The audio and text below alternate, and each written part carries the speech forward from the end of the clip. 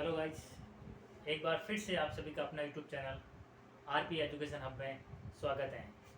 जैसा कि हम लोग एक इम्पोर्टेंट टॉपिक जो कि जियोग्राफी की दृष्टि से बहुत ही महत्वपूर्ण रोल रखता है कॉम्पिटिटिव एग्जाम की दृष्टि से, वो जानते हैं भारत के प्रमुख बंदरगाह। बंदरगाह जो कि तटीय क्षेत्रों के अंदर पाए जाते हैं और भारत की जो तटीय रेखा है वो करीबन 9 राज्य और 4 केंद्र शासित प्रदेशों से लगती है।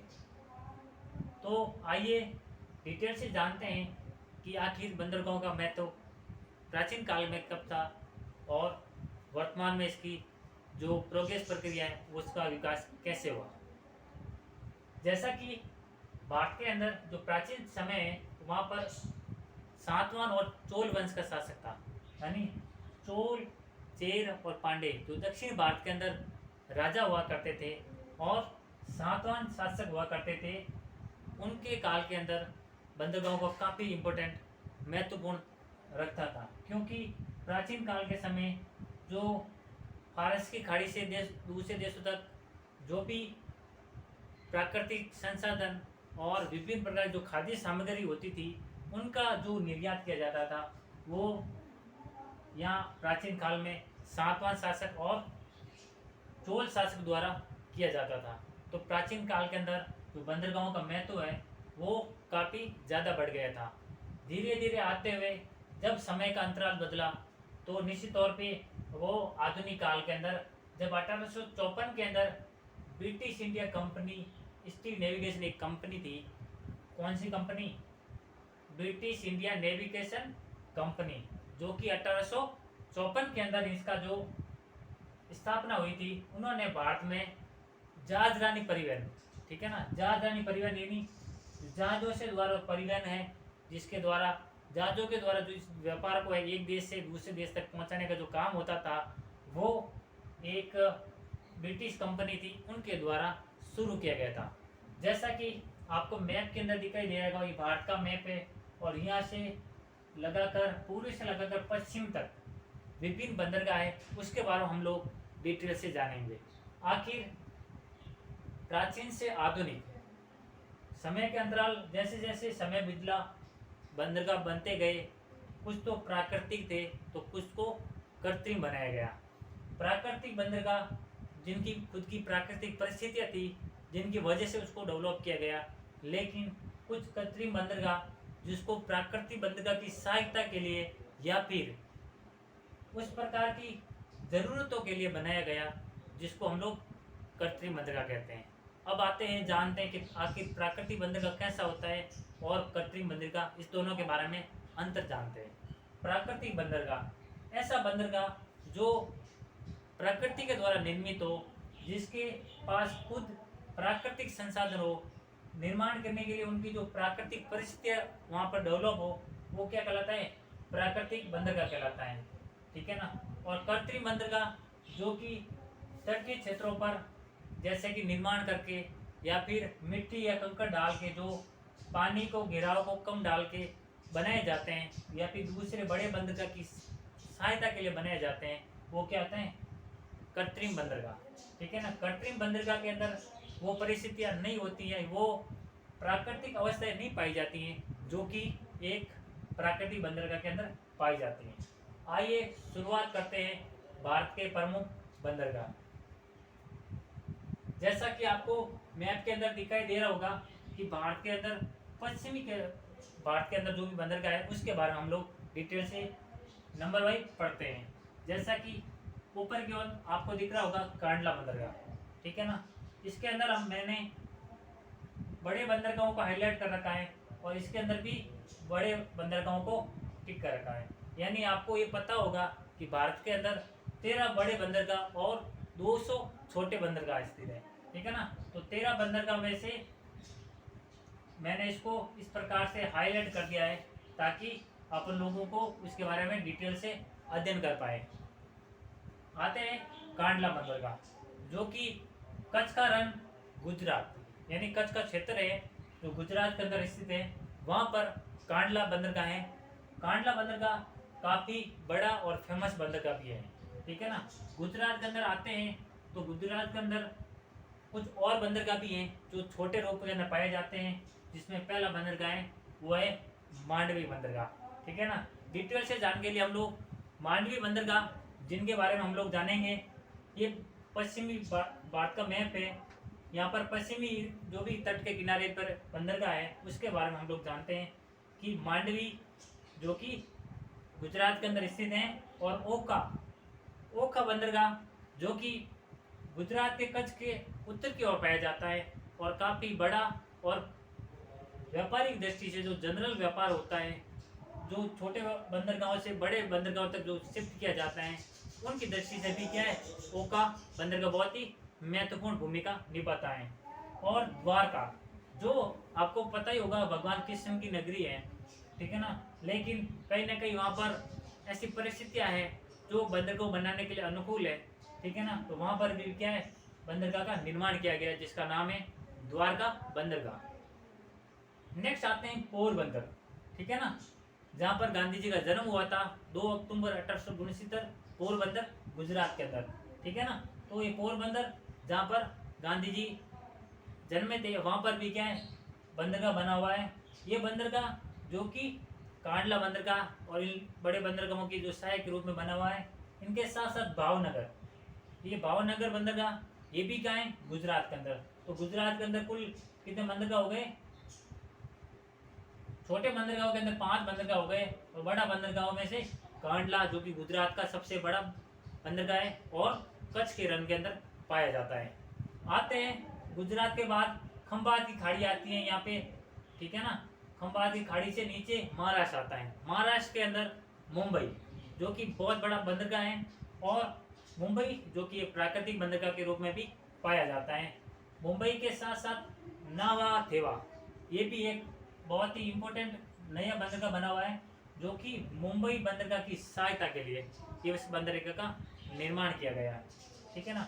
और महाराष्ट्र में मुंबई, नवाथेवा ये जो बड़े बंदरगाह है, इनके साथ साथ छोटा बंदरगाह कौन सा हो जाएगा, रत्नागिरी, ठीक है ना। क्या कौन सा हो जाएगा, रत्नागिरी, जो कि महाराष्ट्र के अंदर स्थित है, ठीक है ना।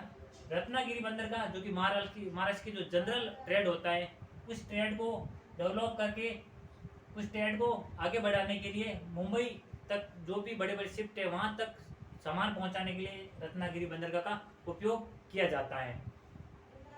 इसके बाद हम लोग आते हैं मारमागांव, ठीक है ना। महाराष्ट्र के नीचे गोवा है, जहाँ का बंदरगाह कौन सा है, मारमागांव गो बंदरगाह है, जो कि गोवा का महत्वपूर्ण बंदरगाह है, ठीक है ना। गोवा राज्य का जितना भी व्यापार होता है, गोवा राज्य में जितनी भी व्यापारिक दृष्टि की प्राकृतिक संसाधन है और मसालेदार चीज़ें, वो सब मारमागांव बंदरगाह से विश्व स्तर पर भेजा जाता है। जैसा कि मारमागांव गांव से गोवा, वो आपको ट्री के रूप में याद कर लेना है। नेक्स्ट आते हैं, गोवा के नीचे आ गया कर्नाटक, ठीक है ना। कर्नाटक के अंदर न्यू मंगलोर जो कि काफ़ी फेमस और बड़ा बंदरगाह है, और कर्नाटका की दृष्टि से वहाँ के व्यापारिक और जनरल व्यापार की दृष्टि से इनका भी महत्वपूर्ण स्थान माना जाता है।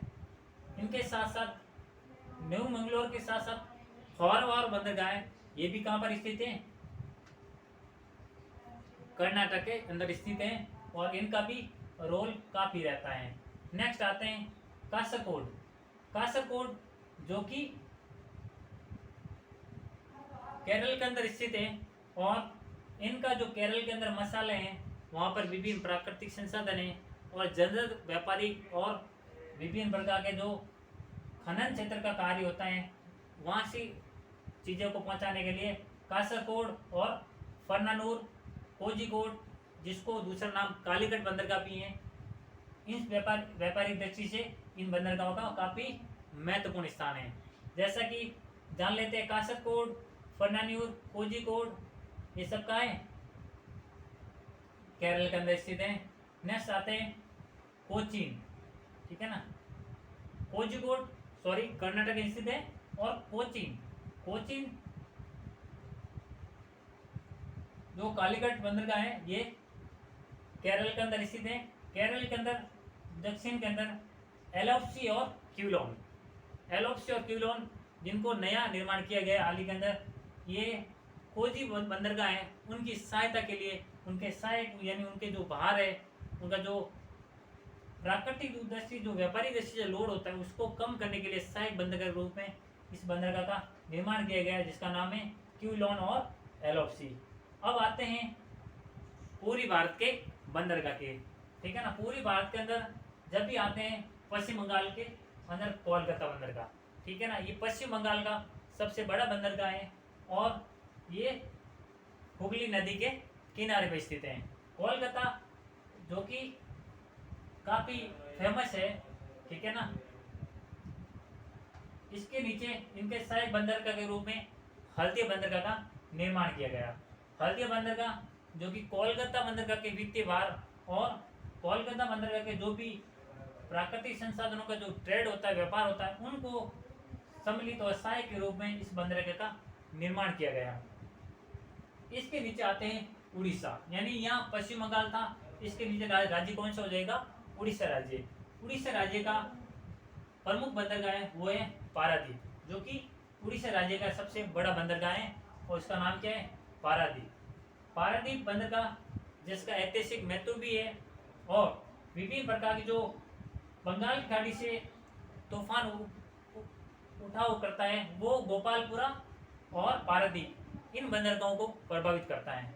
गोपालपुरा और पारादीप ये दोनों बंदरगाह हैं जो कि उड़ीसा के अंदर स्थित है, ठीक है ना। अब जानते हैं इसके नीचे पहला हो गया पश्चिम बंगाल, फिर उड़ीसा, इसके नीचे आंध्र प्रदेश, ठीक है ना। आंध्र प्रदेश को तोड़ के तेलंगाना राज्य बन गया था, लेकिन आंध्र प्रदेश जो कि तटीय इलाके का राज्य है, यहाँ पर विशाखापट्टनम जो कि बहुत बड़ा बंदरगाह है और यहाँ पर हुसैन सागर झील भी स्थित है आंध्र प्रदेश के अंदर, और मछलीपट्टनम, ये दो काफ़ी बड़े बंदरगाह हैं आंध्र प्रदेश के। काफ़ी गहरे बंदरगाह भी हैं, काफ़ी गहरे बंदरगाहों के अंदर विशाखापट्टनम का नाम पहले आता है, ठीक है ना। और यहाँ पर विभिन्न प्रकार जो आंध्र प्रदेश से रिलेटेड जो भी वस्तुएं हैं उनको व्यापारिक दृष्टि से पूर्वी देश से और पश्चिम देशों में भेजा जाता है। इसके नीचे आते हैं तमिलनाडु। तमिलनाडु की राजधानी क्या है, चेन्नई।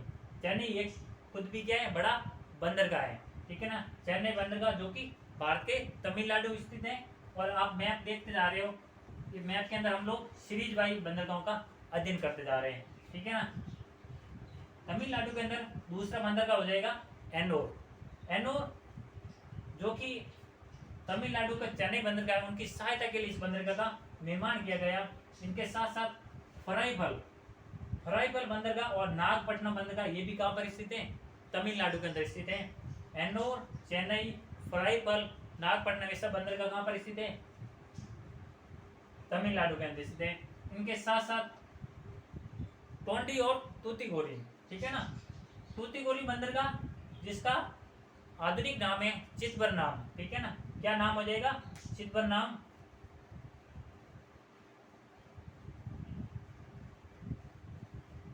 ये बंदरगाह भी क्या है, काफी प्राकृतिक दृष्टि से बहुत ही महत्वपूर्ण बंदरगाह है। दक्षिण से तमिलनाडु का जो ट्रेड होता है या फिर चेन्नई तक कोई माल को पहुंचाना हो तो इस छोटे छोटे बंदरगाहों को सहायता ली जाती है और ये छोटे बंदरगाह हैं जो कि तमिलनाडु के अंदर स्थित हैं।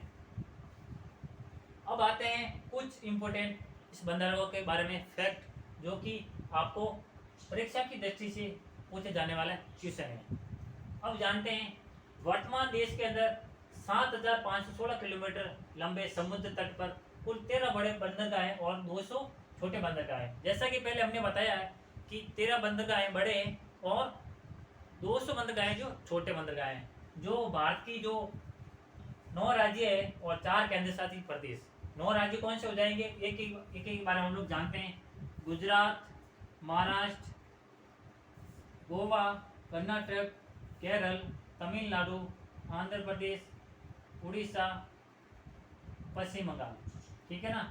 ये राज्य हो गए। और लक्षद्वीप, दमन एवं दीव, पांडिचेरी और अंडमान निकोबार द्वीप समूह यहाँ पर स्थित हैं। अंडमान निकोबार द्वीप समूह और यहाँ चेन्नई के पास पांडिचेरी स्थित है और खंबात की खाड़ी के पास दमन एवं दीव, यानी दमन है जो कि भूमि के अंदर है और दीव जो समुद्र के बीच के अंदर है, ये बंदरगाह हैं। और लक्षद्वीप ये इन सब मिला के जो कुल तटीय रेखा है वो कितनी हो जाएगी, 7,516 किलोमीटर। ठीक है ना, ये भारत की बड़ी तटीय रेखा है। अब आते हैं नेक्स्ट, 13 बंदरगाह जो बड़े बंदरगाह है उसमें से 3 बंदरगाह है तमिलनाडु के अंदर। यानी मैंने आपको बताया कि बड़े बंदरगाह कितने हैं, 13 है। 13 में से 3 बंदरगाह है जो सर्वाधिक कहाँ पर स्थित है, तमिलनाडु के अंदर स्थित है। ठीक है ना, और इनके साथ साथ जो 200 छोटे बंदरगाह है उनमें से सबसे ज्यादा छोटे बंदरगाह किस राज्य में, वो है महाराष्ट्र। वो कितने हो जाएंगे, 53। यानी 200 छोटे बंदरगाह है उसके अंदर जो सर्वाधिक बंदरगाह है वो 53 बंदरगाह है जो महाराष्ट्र के अंदर पाए जाते हैं छोटे बंदरगाहों में से। और बड़े बंदरगाहों में से 3 बंदरगाह है जो सर्वाधिक मात्रा में तमिलनाडु के अंदर पाए जाते हैं। अब आते हैं नेक्स्ट, देश के कुल 7,516 जो तटीय रेखा है, तो तटीय रेखा की लंबाई है 9 राज्य प्लस केंद्र शासित प्रदेश को मिला के वो 13 राज्य यानी 9 राज्य और जो 4 केंद्र शासित प्रदेश है उन सबको मिला के कितनी हो जाएगी, 7,516 किलोमीटर भारत की तटीय रेखा की लंबाई है। इसके अंदर मैंने आपको बताया होगा कि यहाँ पे गुजरात है, महाराष्ट्र है, गोवा है, कर्नाटक है, केरल है, यहाँ पर तमिलनाडु है, आंध्र प्रदेश है, उड़ीसा है और कोलकाता हो गया जो कोई पश्चिम बंगाल। ठीक है ना, ये तो हो गए 9 राज्य। और जो दमन दीव है यहाँ पर है खंबात की खाड़ी, मुंबई के पास कहाँ पे है, यहाँ पे गुजरात और मुंबई के बीच में कहाँ है, खंबात की खाड़ी है जहाँ पर दमन है वो दीव, ये बंदरगाह है। ठीक है ना, दमन अंदर की ओर, दीव बाहर की ओर है। ठीक है ना, और अंडमान निकोबार द्वीप समूह यहाँ बंगाल की खाड़ी है स्थित है और यहाँ पर अंडमान निकोबार द्वीप समूह है जहाँ पर भी बंदरगाह पाए जाते हैं। और तमिलनाडु की राजधानी चेन्नई है, यहाँ पर पांडिचेरी है। ठीक है ना, पांडिचेरी कहाँ पे है, चेन्नई के पास है जो कि तमिलनाडु की राजधानी है। और लक्षद्वीप है, ठीक है ना, जहाँ पर भी इन चारों बंदरगाहों की लंबाई मिला के और 9 राज्यों की तटीय सीमा की लंबाई मिला के 7,516 किलोमीटर हो जाते हैं। अब आते हैं 13 प्रमुख बड़े बंदरगाह है उसमें से 6 तो पश्चिम में अंदर है। यानी जो बड़े बंदरगाह मैंने बताया आपको 13 बंदरगाह उसमें से 6 पश्चिमी, यानी पश्चिमी भारत में कौन कौन से हो जाएंगे, एक तो गुजरात के अंदर कांडला, महाराष्ट्र के अंदर मुंबई, मुंबई के सहायक के लिए नवाथेवा जो कि बड़ा बंदरगाह के रूप में माना जाता है। और मारमागांव जो गोवा के अंदर स्थित है ये भी बड़े बंदरगाहों की लिस्ट में आता है। न्यू मंगलोर जो कि कर्नाटक के अंदर स्थित है और कोचीन केरल के अंदर स्थित है, ये पश्चिमी भारत में बड़े बंदरगाहों की लिस्ट के अंदर आते हैं। अब आते हैं पूर्वी भारत। पूर्वी भारत के अंदर मैंने आपको टिक करके बता दिया कि जो 13 बड़े बंदरगाह है उसमें से 6 है पूर्वी भारत के अंदर और 6 ही पश्चिम भारत में। और ये कहाँ पे हो जाएगा, अंडमान निकोबार द्वीप समूह के अंदर। ठीक है ना, तो पूरी पश्चिमी भारत हम लोगों ने देख लिया। अब आते हैं पूर्वी भारत पे जहाँ पर कोलकाता, ठीक है ना, कोलकाता बड़े बंदरगाहों में से शामिल है। इसके साथ साथ पारादीप बंदरगाह जो कि उड़ीसा के अंदर स्थित है और इनका सहायक बंदरगाह के रूप में गोपालपुरा बंदरगाह है। ठीक है ना, इनके साथ साथ जो विशाखापट्टनम बंदरगाह है जो कि आंध्र प्रदेश के अंदर स्थित है और यहाँ पर एक हुसैन सागर झील भी स्थित है।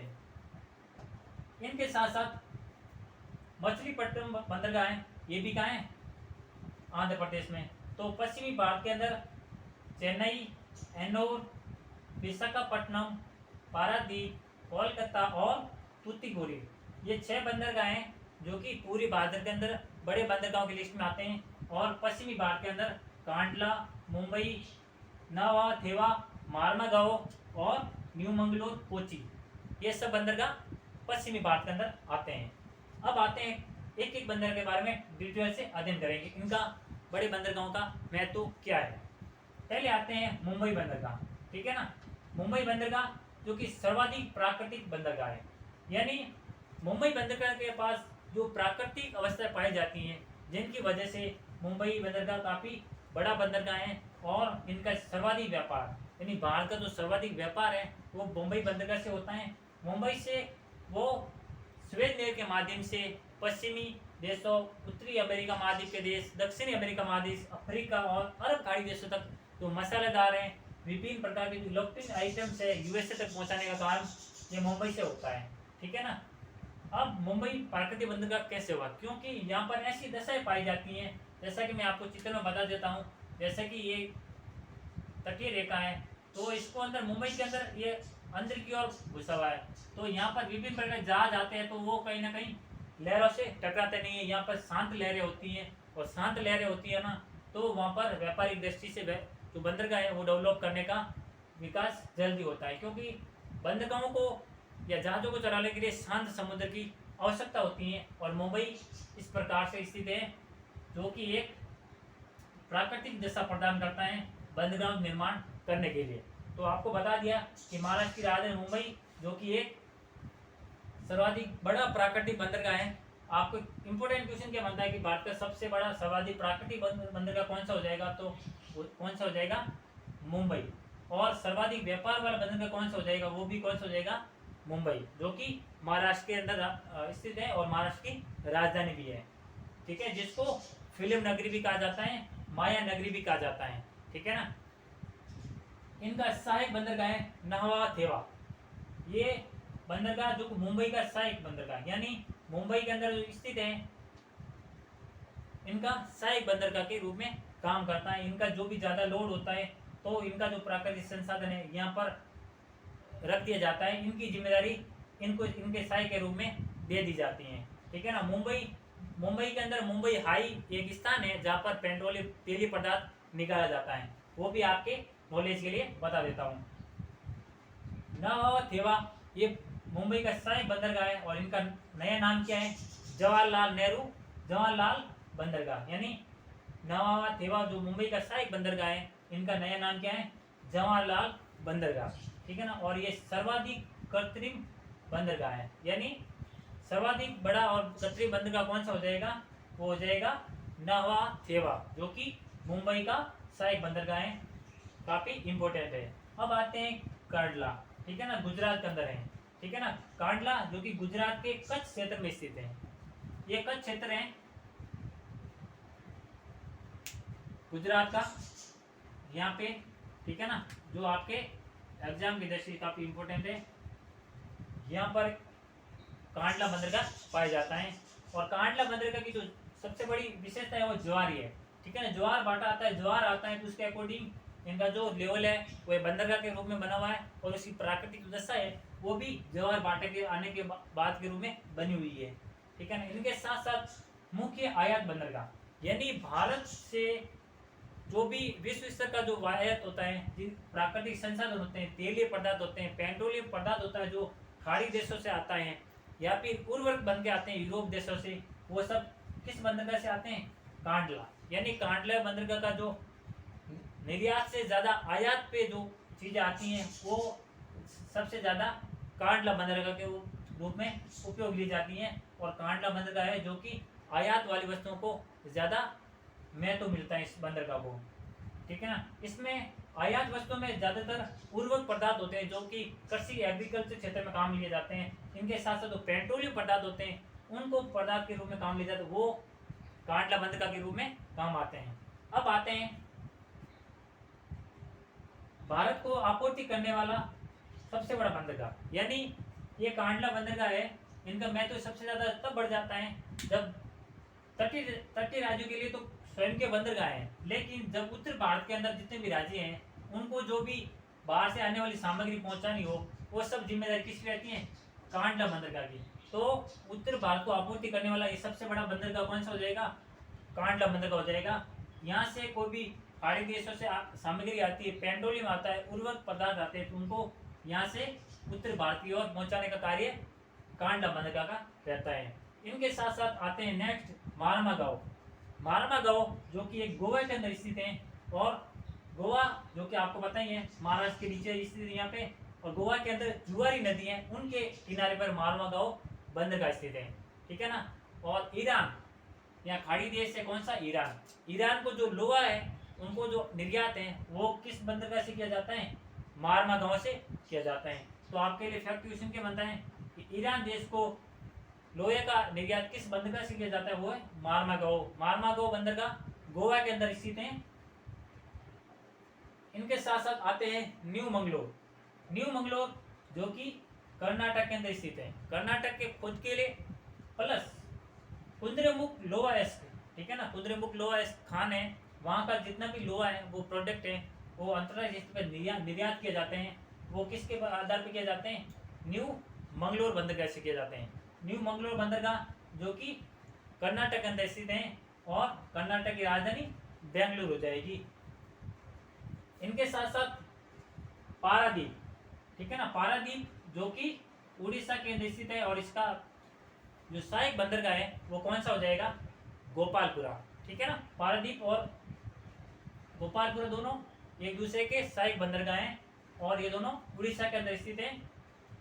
इनकी सबसे बड़ी विशेषता ये है पारादीप की कि ये जापान को, यानी भारत के द्वारा जितना भी जो लोहा है, जो भी झारखंड है, जरिया है, छत्तीसगढ़ है, उड़ीसा है, इन क्षेत्रों में जो भी लोहा का प्रोडक्ट होता है, उत्पादन होता है, उन सब का निर्यात जापान में सबसे ज़्यादा होता है। और किस बंदरगाह से होता है?